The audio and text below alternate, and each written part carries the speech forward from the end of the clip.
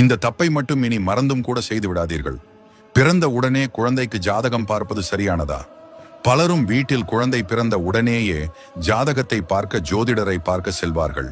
அப்படி செல்வது நல்ல பலன் அல்ல. எப்பொழுது பார்க்க வேண்டும் என தெரிந்து கொள்வதற்கு முன் நமது சேனலை சப்ஸ்கிரைப் செய்து கொண்டு உங்கள் நண்பர்களுக்கும் ஷேர் செய்யுங்கள். பொதுவாக குழந்தை பிறந்து அவருக்கு 12 வயது வரை பெற்றோர்களின் பாவ புண்ணிய கணக்கிடையே குழந்தை வளரும். குழந்தை பிறந்து 3 வயது வரும் வரை தாய் செய்த பாவம் புண்ணிய கணக்கில் வளர்கிறது.